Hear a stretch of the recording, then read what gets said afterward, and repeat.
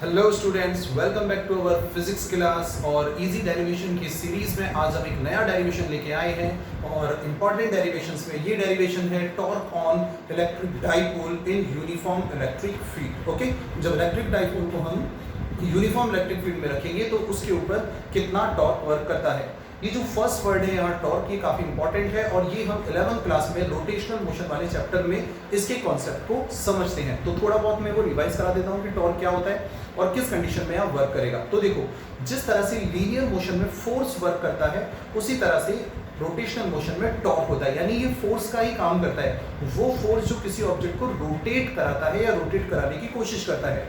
What is the definition of force? Force एक physical quantity है जो ऑब्जेक्ट को मूव कराती है या मूव कराने की कोशिश करती है। टॉर्क एक ऐसी फिजिकल क्वांटिटी है जो ऑब्जेक्ट को रोटेट कराती है या रोटेट कराने की कोशिश करती है। टॉर्क का इंपैक्ट जो है वो फोर्स से ही आता है। अगर किसी ऑब्जेक्ट पर एक फोर्स वर्क कर रहा है और वो उसे रोटेट करा रहा है तो उस केस में टॉर्क डिफाइन होता है force into perpendicular distance of working line of force from rotational axis. Force और फोर्स की रोटेशनल एक्सिस से फोर्स के डायरेक्शन वाली लाइन की परपेंडिकुलर डिस्टेंस, इस तरह से टॉर्क डिफाइन होता है। जब दो फोर्सेस होंगे तो ये होता है दोनों इक्वल फोर्सेस की कंडीशन में कोई एक फोर्स और दोनों फोर्स के बीच में परपेंडिकुलर सेपरेशन। देखो, अगर हम कहें किसी ऑब्जेक्ट पर दो इक्वल और ऑपोजिट फोर्स वर्क कर रहे हैं तो क्या ऑब्जेक्ट मूव करेगा?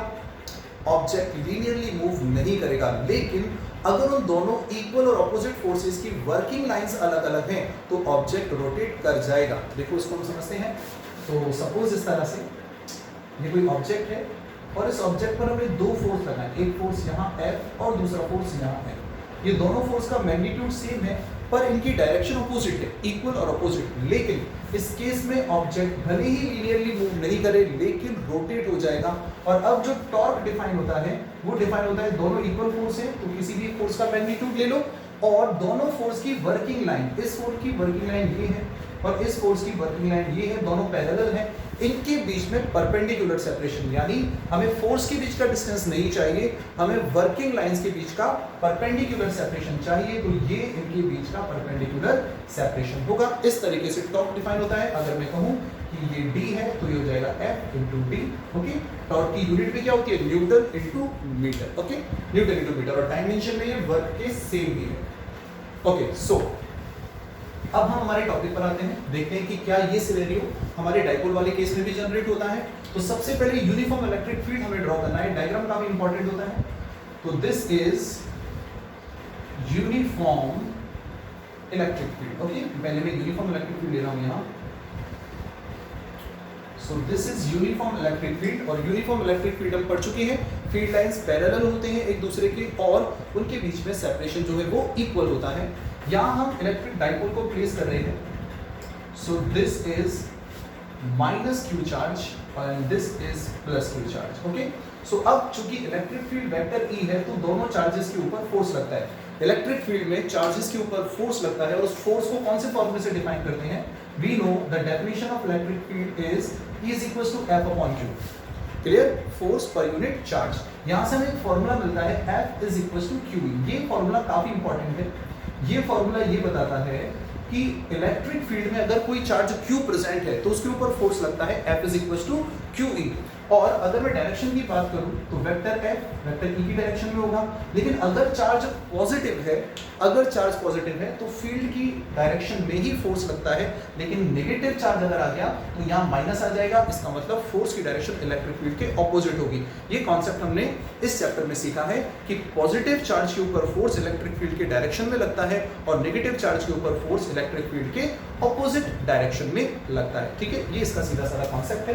तो यहाँ जो फोर्स लगेगा पॉजिटिव चार्ज के ऊपर, ये फोर्स लगेगा F is equals to QE। Magnitude लिख रहा हूं मैं, ठीक है ना, डायरेक्शन है तो F कितना होगा बताओ? QE। और नेगेटिव चार्ज पर यही सेम फोर्स लगेगा, मैग्नीट्यूड तो सेम होगा लेकिन डायरेक्शन कैसी होगी? डायरेक्शन ऑपोजिट होगी और ये फोर्स इस डायरेक्शन में लगेगा और ये भी कितना होगा? F is equals to QE। You are getting it? तो इक्वल और अपोजिट फोर्स वर्क कर रहे हैं, यानी ये डाइपोल को रोटेट कराएंगे। Suppose this is centre point of dipole, ये इसका सेंटर पॉइंट है। हम जानते हैं ये वाली डिस्टेंस भी a होती है और ये जो डिस्टेंस है सेकंड हाफ ये भी a होती है। टोटल सेपरेशन कितना होता है? 2a। From negative charge to positive charge this is the direction of P cap. ये जो मैंने अभी बनाया है ये किसकी डायरेक्शन है, ये पी कैप की डायरेक्शन है। ओके, सो अब हमें दोनों फोर्स की वर्किंग लाइन के बीच में परपेंडिकुलर सेपरेशन चाहिए, क्योंकि हम जानते हैं torque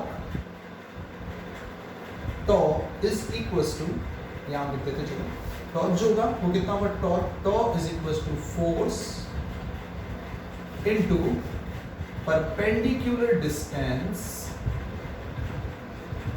between working line of force, between working line of forces के बीच में जो परपेंडिकुलर सेपरेशन है वो, देखो ये फोर्स इस लाइन पे वर्क कर रहा है, ठीक है, ये इस लाइन पे वर्क कर रहा है और इस वाली वर्किंग लाइन, ये फोर्स इस लाइन पे वर्क कर रहा है, इनके बीच का परपेंडिकुलर सेपरेशन, देखो मैं यहाँ एक सेपरेशन बना रहा हूँ इस तरीके से, परपेंडिकुलर ड्रॉ कर रहा हूं, क्या यही हमारा सेपरेशन होगा, फोर्स तो है QE और दोनों के बीच में परपेंडिकुलर सेपरेशन कितना हो गया x। अब हमें x निकालना है 2a के टर्म में, यानी ऐसी डिस्टेंस के टर्म में जो गिवन है, और a जो है ये नोन है। तो देखो यार ध्यान से अगर हम देखें तो अगर हम डायरेक्शन के कॉन्सेप्ट में इसको देखते हैं, ये x है, यानी मैं लिखूंगा यहाँ टॉर्क कितना हो जाएगा बताओ, नेक्स्ट स्टेप में टॉर्क इज इक्वल टू होगा force F into perpendicular separation कितना है x, ठीक है ना, दोनों फोर्स के वर्किंग लाइन के बीच में परपेंडिकुलर डिस्टेंस है x।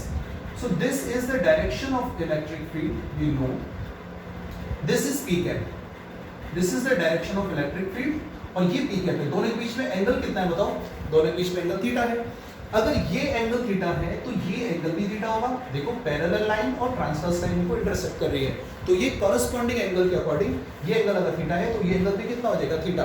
अब हमारे पास एक राइट एंगल ट्राइंगल है और इस राइट एंगल ट्राइंगल में हम x निकाल सकते हैं, x अननोन है, इसको हम 2a के फॉर्म में निकालेंगे। तो यहाँ x की वैल्यू निकालने के लिए मैं sin थीटा लेता हूँ, तो अगर हम sin थीटा लेंगे बताओ sin थीटा क्या होता है, परपेंडिकुलर अपॉन h, परपेंडिकुलर कितना है यहाँ x और h कितना है बताओ 2a, you are getting it. Theta के सामने वाली साइड हमेशा क्या होती है, परपेंडिकुलर, और 90 के सामने वाली साइड होती है h, तो ये कितना है टोटल a यानी 2a।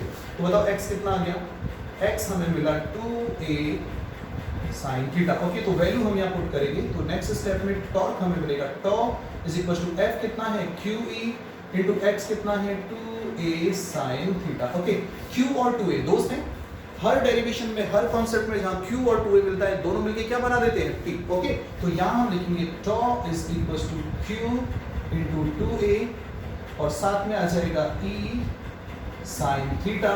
We know q into 2a हमारा रिवीजन भी हो रहा है, साथ में क्या होता है p, और p क्या होता है, इलेक्ट्रिक डाइपोल मोमेंट। ओके, सो ये इलेक्ट्रिक डाइपोल मोमेंट होगा, तो यहां से हमें टॉर्क मिल जाएगा tau is equal to p E sin theta. Okay, तो ये मैग्नीट्यूड के फॉर्म में हमें टॉर्क मिल चुका है P E sin थीटा। अगर हम वेक्टर फॉर्म में इसे लिखें तो वेक्टर फॉर्म में हम लिख सकते हैं tau vector is equal to P E sin theta n cap. Okay, ये n कैप डायरेक्शन है p क्रॉस e की, तो यहाँ नेक्स्ट स्टेप में हम इसका स्टैंडर्ड फॉर्मूला लिख देंगे, ठीक है, मैं इसको यहाँ लिख देता हूँ बीच में। तो ये फॉर्मूला क्या मिल जाएगा, हमें टॉ वेक्टर का फॉर्मूला मिल चुका है, tau vector is equal to vector p cross vector e, p e sin theta, यानी टॉर्क p और e के क्रॉस प्रोडक्ट के थ्रू डिफाइन होता है। This is p e sin theta और vector p cross vector e। Clear? So इस तरह से हम डिफाइन कर सकते हैं टॉर्क को।